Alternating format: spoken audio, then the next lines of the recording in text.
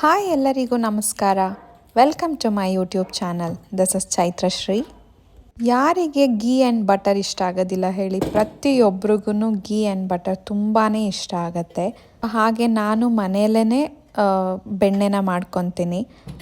ನಾನು ಡೈರಿ ಮೊಸರು ಮತ್ತು ಹಾಲನ್ನು ಬಳಸೋದಿಲ್ಲ, ತುಂಬ ರೇರ್ ಅದು. ನಾನು ಯೂಶ್ವಲಿ ಇಲ್ಲಿ ನಮ್ಮನೆ ಹತ್ತಿರ ಒಬ್ಬರು ಹಸುನ ಸಾಕಿದ್ದಾರೆ, ಅವ್ರ ಹತ್ರ ಹಾಲನ್ನ ಹಾಕ್ಸ್ಕೊತೀನಿ. ಅದು ತುಂಬ ಚೆನ್ನಾಗಿರುತ್ತೆ. 15 ಡೇಸ್ ಒನ್ಸ್ ಅಥವಾ 10 ಡೇಸ್ ಒನ್ಸ್ ನಾನು ಕೆನೆನ ಎತ್ತಿ ಇಟ್ಬಿಟ್ಟು ಅದರಿಂದ ನಾನು ಬೆಣ್ಣೆನ ಮಾಡ್ಕೊತೀನಿ. ಸೊ ಇದು ಒಂದು ಜಸ್ಟ್ ವೀಡಿಯೋನ ಮಾಡೋಣ ಅಂತ ಅಂದ್ಕೊಂಡೆ. ಸೊ ಇದು ಬೆಣ್ಣೆನ ನಾನು ತೆಗೆಯೋ ರೀತಿ ಇದು ತುಂಬ ಈಸಿ ಪ್ರೊಸೀಜರ್. ನೀವು 10 ಡೇಸ್ ಏನು ಕೆನೆನ ಎತ್ತಿಟ್ಟಿರ್ತೀರ ಫ್ರಿಡ್ಜ್ನಲ್ಲಿ, ಅದನ್ನು ನೀವು ಮಿಕ್ಸಿ ಮಾಡಿದ್ರೆ, ನೀರು ಹಾಕ್ಕೊಂಡು ನೀವು ಮಿಕ್ಸಿ ಮಾಡ್ತಾಯಿದ್ರೆ ನಿಮಗೆ ಬೆಣ್ಣೆ ಬಂದ್ಬಿಡತ್ತೆ.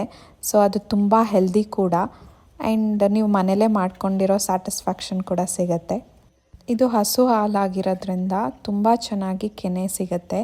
ಸೊ 10 ಡೇಸ್ ಸಾಕು ಅದನ್ನು ನೀವು ಪ್ರಿಸರ್ವ್ ಮಾಡಿರೋದು. ಅದಾದಮೇಲೆ ನೀವು ಆರಾಮಾಗಿ ಬೆಣ್ಣೆ ಮಾಡ್ಕೊಳ್ಬೋದು.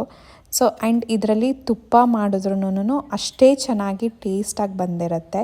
ಸೊ ನಾನು ಹೀಗೆ 10 ಡೇಸ್ ಕೆನೆ ಎತ್ತಿಟ್ಟಿರೋ ಇದು ಎಷ್ಟು ಬರುತ್ತೆ ಅಂತ ನೋಡಿ. ಅಷ್ಟು ಚೆನ್ನಾಗಿ ನನಗೆ ಬೆಣ್ಣೆ ತುಂಬ ಕ್ವಾಂಟಿಟಿಯಲ್ಲಿ ಸಿಗುತ್ತೆ.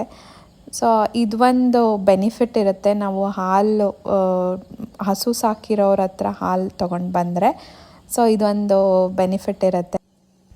ನಮ್ಮ ಮನೆಯಲ್ಲಿ ಪ್ರತಿಯೊಂದಕ್ಕೂ ಬೆಣ್ಣೆ ತುಪ್ಪ ಅಂತ ಬಳಸೋದು ತುಂಬ ಜಾಸ್ತಿ. ಸೊ ಹಾಗಾಗಿ ನನಗೆ ಹೊರಗಡೆ ತಗೊಂಬರೋ ಅವಶ್ಯಕತೆ ಇರಲ್ಲ. ಆ್ಯಂಡ್ ಎಕ್ಸ್ಪೆಷಲಿ ನನಗೆ ಹೊರಗಡೆ ಗೀ ಅಷ್ಟು ಟೇಸ್ಟ್ ಅನಿಸಲ್ಲ. ಇದು ನಾನು ಬೆಣ್ಣೆ ಮಾಡೋ ರೀತಿ. ಆ್ಯಂಡ್ ಈ ವಿಡಿಯೋ ನಿಮ್ಗೆ ಇಷ್ಟ ಆಯಿತು ಅಂತ ಅಂದರೆ ಲೈಕ್ ಮಾಡಿ, ಸಬ್ಸ್ಕ್ರೈಬ್ ಮಾಡಿ. Thank you so much for watching this video. Thanks a lot.